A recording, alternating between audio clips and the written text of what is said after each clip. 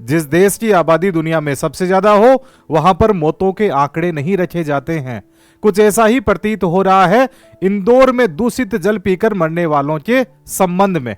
मध्य प्रदेश के मुख्यमंत्री कहते हैं 3 लोगों की मौत हुई है, जबकि इंदौर के मेयर कहते हैं 7 लोग मर चुके हैं और लोकल लोग कह रहे हैं 13 से ज्यादा मौतें हो चुकी हैं। तो इस प्रकार से हुई मौतों का कोई ना कोई तो जिम्मेदार होगा ही। ये लोग प्राकृतिक मौत नहीं मरे हैं।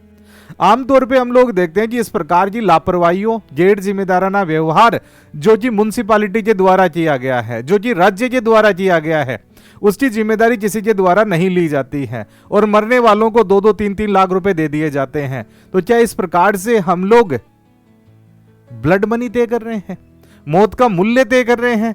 जबकि जो जिम्मेदार व्यक्ति हैं उनके खिलाफ यहां पे सख्त कार्रवाइयां होनी चाहिए थी।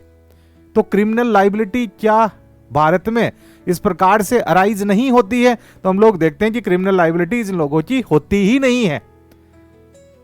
रेस्पॉन्सिबिलिटी इनकी, अकाउंटेबिलिटी इनकी, लेकिन क्रिमिनल लायबिलिटी इन पर नहीं होती है। इस कारण से ये कानूनी रूप से बच जाते हैं।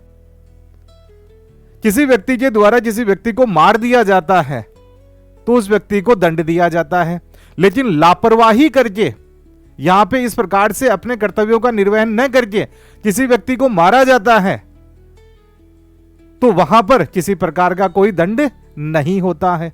तो व्यक्ति के द्वारा अगर दूषित जल पिया जा रहा है तो उसका राइट टू लाइफ तो यहां पे वॉयलेट हो गया, तो उसका मूल अधिकार का यहां पर उल्लंघन हुआ है। और मूल अधिकार का उल्लंघन कर रहा है राज्य, नगर पालिका के द्वारा, राज्य सरकार के द्वारा मूल अधिकार का उल्लंघन किया जा रहा है। बावजूद इसके उनकी किसी प्रकार से कोई लायबिलिटी नहीं बन रही है। केवल इतना सा मान लिया जाता है कि अगले चुनावों के अंदर इनको हरा देंगे। और यह घटनाक्रम हो रहा है देश के सबसे क्लीन सिटी के अंदर। पिछले 5 वर्ष से इंदौर नंबर 1 सिटी है स्वच्छता के मामले में, और वहां पर ऐसे हालात है तो बाकी के शहरों के अंदर तो इससे बुरे ही हालात होंगे। नलों से लाल पानी आता है, लोग फिटकरी डालकर, फिल्टर लगाकर इस पानी को साफ करते हैं। बैक्टीरियल इन्फेक्शन, कंटामिनेशन लगातार बढ़ता जाता है, शिकायतें करते जाते हैं, सुनवाई होती नहीं, फिर 10-15 लोगों की मौत हो जाती है। उसके बाद में सांसद आते हैं, जैसा इंदौर के अंदर किया, 10 ट्यूबवेल की अब घोषणा कर रहे हैं। तो ये ट्यूबवेल पहले भी तो कर लेते। तो हमारी सरकारों का व्यवहार रिएक्टिव हो गया है, जबकि व्यवहार होना चाहिए प्रोएक्टिव। घटनाक्रम घटे उससे पहले ही उसका समाधान कर लिया जाए। मौतों के बाद में इस प्रकार का कंपेंसेशन नहीं दिया जा सकता। और इस पूरे घटनाक्रम के अंदर पराकाष्ठा तो तब हो जाती है जब मंत्री कैलाश विजयवर्गीय ऐसा बयान दे देते हैं जो कि सभ्य समाज के अंदर कभी स्वीकार्य नहीं होता। हाँ, व्यक्तिगत बातचीत के अंदर वो लोग इस प्रकार की भाषा का उपयोग करते होंगे, लेकिन जब पत्रकार ने उनसे सवाल पूछा और कहा कि इस प्रकार से बच्चे मरे हैं, लोग मरे हैं, आपका क्या कहना है, तो कैलाश विजयवर्गीय ने कह दिया ये फालतू का सवाल है। पत्रकार ने कहा जी मैं खुद जाके आया हूं।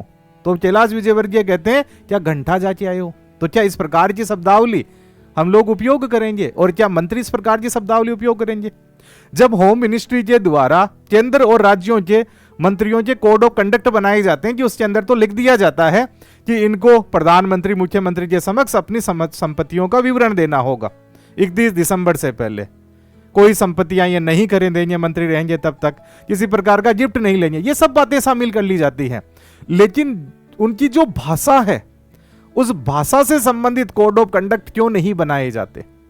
उनका रेगुलेशन तो आर्टिकल 19 के क्लोज 2 से ही हो रहा है, और वो भी मना करता है कि कोई भी भारतीय नागरिक है जो कि अपनी वाक स्वतंत्रता का उपयोग करेगा, फ्रीडम ऑफ स्पीच का उपयोग करेगा, तो वहां पे शिष्टाचार बरतेगा, डिसेंसी होनी चाहिए, उसके अंदर मोरालिटी होनी चाहिए। उसका उल्लंघन कोई भी भारतीय नागरिक नहीं कर सकता है। लेकिन हमारे मंत्रियों के द्वारा, हमारे जनप्रतिनिधियों के द्वारा इस प्रकार की शब्दावली का उपयोग किया जाता है। तो इससे संबंधित भी हमारी होम मिनिस्ट्री को कोड ऑफ कंडक्ट बनाने की जरूरत हो जाती है। तो इस घटनाक्रम से 2 मुख्य बातें हमारे लिए महत्वपूर्ण है। एक तो इनकी आपराधिक जिम्मेदारी तय की जाए।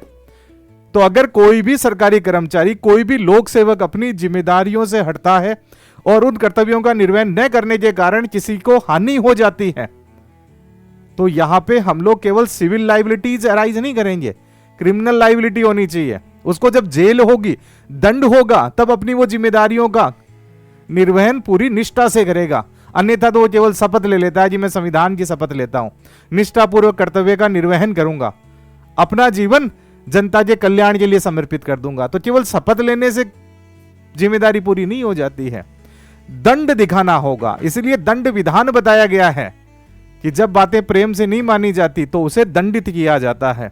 तो भारत के अंदर भी दुनिया की सबसे बड़ी आबादी है और इन अधिकारियों को, इन लोक सेवकों को जिम्मेदार बनाने के लिए आपराधिक दायित्व इन पर तय करना होगा। दूसरा, हमारे मंत्रियों से, विधायकों से रिलेटेड कोड ऑफ कंडक्ट ऐसे बनाई जानी चाहिए ताकि उनके द्वारा जो शब्द बोले जाते हैं उनके अंदर संयम रहे।